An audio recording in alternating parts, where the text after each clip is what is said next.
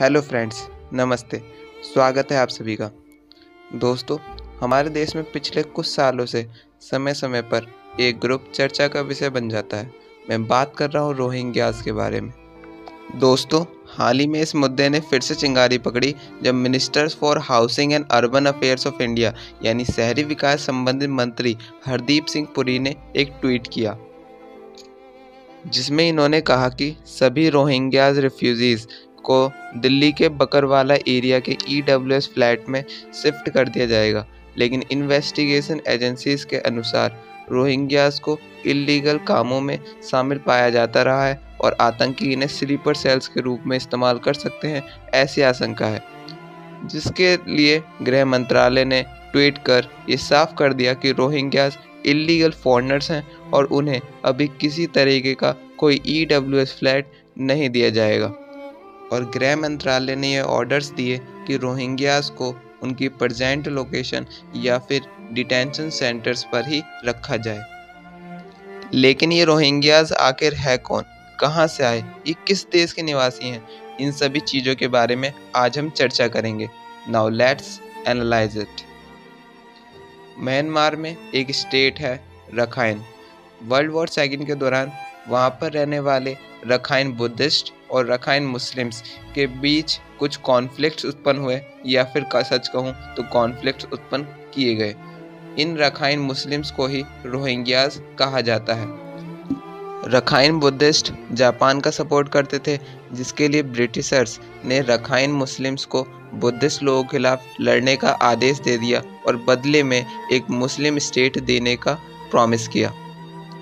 1948 में म्यांमार की आज़ादी के बाद जब बुद्धिस्ट सरकार सत्ता में आई, तब उन्होंने रोहिंग्यास को नागरिकता देने से मना कर दिया और रोहिंग्यास को भेदभाव, रंग-भेद जैसी समस्याओं का सामना करना पड़ा, जिसके कारण रोहिंग्यास ने रखाइन राज्य में रोहिंग्या आबादी वाले क्षेत्र को अलग करने के लिए कई लड़ाइयाँ लड़ी। लेकिन वेपन्स और मैन फोर्स की कमी होने के कारण 1961 तक उनके अधिकांश लड़ाकों ने आत्मसमर्पण कर दिया।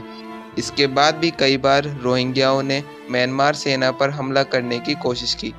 इस बारूद को हवा तब लगी जब अक्टूबर 2016 में बांग्लादेश म्यांमार बॉर्डर पर एक नए विद्रोही ग्रुप हराका अल याकीन, जो कि रोहिंग्या से संबंधित एक ग्रुप था, द्वारा हमला कर दिया गया, जिससे 40 सैनिक मारे गए। और नवंबर 2016 में फिर से एक हिंसा भड़क उठी, जिससे मरने वालों की संख्या 134 हो गई। ये सिलसिला यहाँ तक ही नहीं रुका। इसके बाद हराका अल याकीन ने 24 पुलिस चौकियों और एक मिलिट्री बेस पर हमला कर दिया, जिससे 71 लोगों की मौत हो गई। अब म्यांमार में रोहिंग्याओं को संभालना बहुत मुश्किल हो चुका था, जिसके कारण अगर इंटरनेशनल न्यूज़ एजेंसीज की माने तो 25 अगस्त 2017 को म्यांमार मिलिट्री ने क्लियरेंस ऑपरेशन नाम से एक ऑपरेशन चलाया, जिसका उद्देश्य रोहिंग्याओं को देश से बाहर निकालना था, जिसमें बहुत से लोग घायल हुए, बहुत से लोग मारे गए, उनके साथ रेप किया गया और उनके घरों को भी जला दिया गया। लेकिन म्यांमार के गवर्नमेंट ने इससे साफ इनकार कर दिया। लेकिन सच को प्रमाण या गवाह की जरूरत नहीं होती है। जहां से जान बचाते हुए रोहिंग्यास अपने पड़ोसी देश बांग्लादेश में शरण लेने के लिए चले गए और आज भी ज़्यादातर रोहिंग्या मुसलमान बांग्लादेश में ही उपस्थित हैं, जो बांग्लादेश गवर्नमेंट के लिए एक बड़ी मुसीबत बन चुके हैं। वहां से कुछ लोग भारत में भी आ गए। एक अनुमान के मुताबिक दिल्ली में 1100 से ज़्यादा रोहिंग्यास मुसलमान रह रहे हैं। So that's all for today guys. उम्मीद है आपको इस वीडियो से कुछ ना कुछ वैल्यूबल जानकारी ज़रूर मिली होगी। जाते जाते मेरे एक सवाल का जवाब ज़रूर देते जाइए।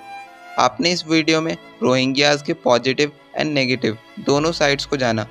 इसे जानने के बाद आपको क्या लगता है कि भारत को रोहिंग्यास को भारत की नागरिकता प्रदान करनी चाहिए या नहीं? क्या ये हमारे देश की आंतरिक सुरक्षा के लिए ठीक होगा? प्लीज़ कमेंट में ज़रूर बताइए। Thank you.